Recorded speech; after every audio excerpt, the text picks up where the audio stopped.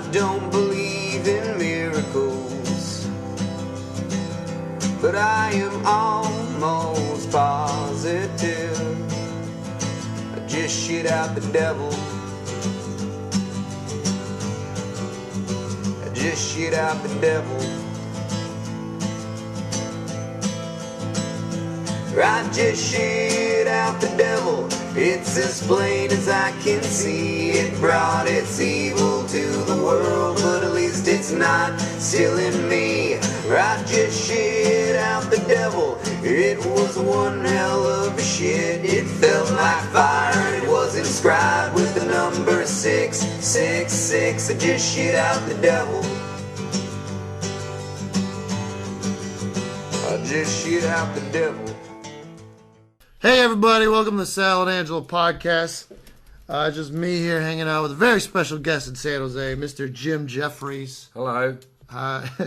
Thanks for coming, Jim. Thank you. I appreciate it. Thank you for having me here in my hotel room. It is a great hotel room here. It's a little messy. I don't think, see, this is the thing with hotels. It's very hard if you're a messy person to get better if you stay 200 nights a year in a hotel room, because that dumping shit everywhere. Right. You don't let anyone come in either. No, I don't let anyone come in for the whole weekend. Right. I don't like them in here, and then they just leave and the place stinks. It looks like a disaster. And there's just like minibar bottles on the floor. So Jim's in town. We're doing the San Jose Improv a couple nights ago. First night in. I got to hang out with Jim at a bar, and I've never seen it happen. Jim got kicked out for not washing his hands. Yeah, not washing my hands. I got kicked out of a bar. Well, the thing is, you came up to me before and you told me that the toilet attendant was a bit of a cock. Yeah, right? he was a little aggressive. Yeah.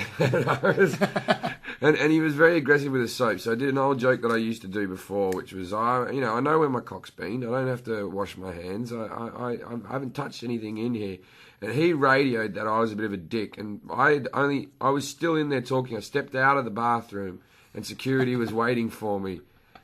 And they go, "Oh, you upset the toilet attendant?" I go, "I upset him. He works in a fucking toilet." He should be upset already. Like this is the worst thing to happen to him today, was that I didn't wash my hands and made a joke about it. So here we go. Hold on. This is hello. No, I don't need the room cleaned today. All right, thank you. What are the odds? Right? There you go, the room service people. So then the big-ass bouncer just pulls you out. So the big-ass bouncer pulled me out. And I was very, like, oh, come on, man. I was like, I tried to play the comedian card, which is that I'm performing over the road, and, if you don't let me stay, then I'll tell people not to come to your bar after the gig. So he goes, "I don't care, sir. I don't care. I don't care. It's nothing to do with me. You have to leave the premises. You have to leave." And I was just like, "Are you being a fucking cock, mate?" So they go pay your tab. I'll be with you while you pay your tab. And my tab came to $13 because people had been buying me drinks. Right. So I went, "How can I be drunk off $13? And I was obviously drunk, but I was trying to use that. You weren't really that drunk yet, though. I wasn't really that drunk No. yet. So I was trying to use the rationale, like, I can't be drunk. It's $13.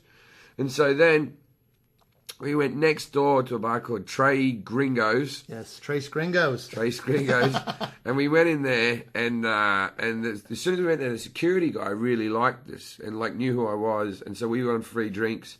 And then and then we went out in the balcony and we were drinking, and the balcony joins up with the balcony of the other bar.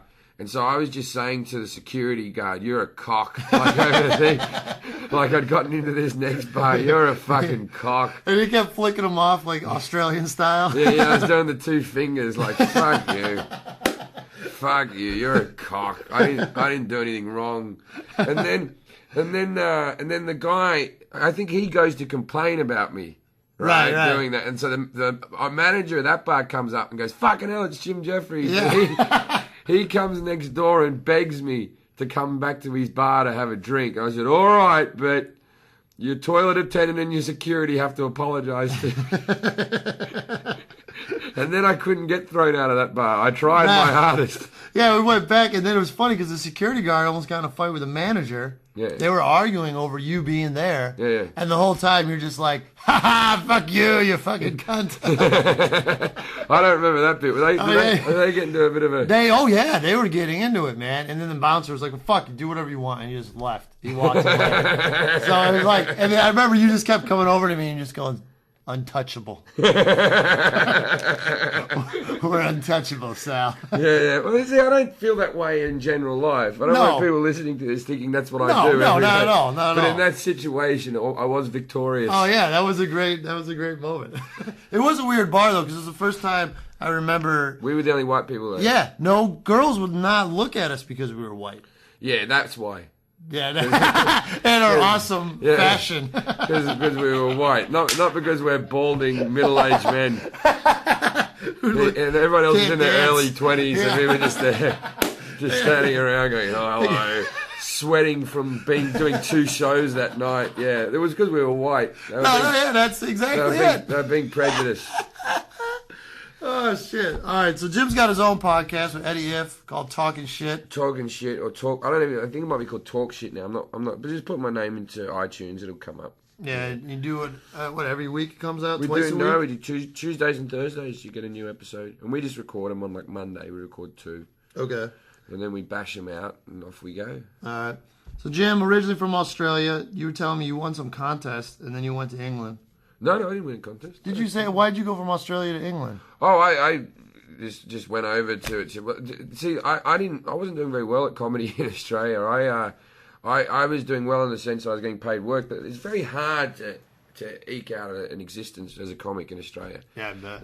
There's 2 comedy clubs now in Sydney, and a population of 5 million people, and that's not enough. Yeah. You know what I mean? So, and now with the only places you get open spots, so you have to go down there and you'd wait, and so when I sort of hit like 23, I just wanted to travel a bit. So I went over to England with no permits or anything. Like I had like a travelling permit visa, but I didn't have any work ones. And I just went and did a few clubs and told them that I was doing a lot better in Australia than I was actually doing. Right. You know what I mean? So I could get some stage time. Right. And then I was there for 9 years before I moved to America. Wow. Yeah. So you just started hanging out at the clubs? I think my parents thought I'd be back after a year of travelling or something, and I just stayed. And you just stayed in London? Stayed, yeah. And you just kept... So then you really kind of blew up from Edinburgh? Yeah, the Edinburgh Festival is where I had my success, yeah. And you did you had a 1 hour show and you just... 1 hour show, which I think 6 or 7 shows I've done. And wow. And you just go up there each year. This will be the first time I haven't been in like at least 5 years, and I'm going to miss it a little bit. You know, I'm not going for the first time in ages. But I think I was getting a little bit... In the beginning, you go there and you try to win all the prizes or the awards, and I didn't win nothing, right? But then my audience grew each time, and then by the end, I was playing the biggest venue at the festival, and people were sort of seeing me in almost like a Vegas sort of way. Like, oh yeah, you go to Edinburgh, you see Jim Jefferies. Yeah, you got the Jim Jefferies there. Yeah. You go, it's like seeing fucking, the guy that sings Dunkershire or whatever, he's Wayne Newton. Yeah. I'd become like Wayne Newton, where people were just like, oh yeah, we see all these up and coming comics, and we'll check out Jim Jefferies. He sweared he did what he said he'd do on the tin. But no one was really digging it, so I think I got to have a year off, so they miss me. Yeah, right. Wow, so then you've been in the States how long? On and off for 3 years. I did my first gig over here 3 years ago. Right, that's where I met you. Yeah. Would that been 3 years ago? That was my first. Yeah, it was about 3 years ago. Yeah, that was the first time I'd set foot in America to do comedy, and I remember because I came over here, and I had I hadn't. Oh, I'm not going to tell this story. It would actually get me in a bit of trouble. So I was about to tell a story about a visa, and I don't want anyone hearing about it. So I was sort of...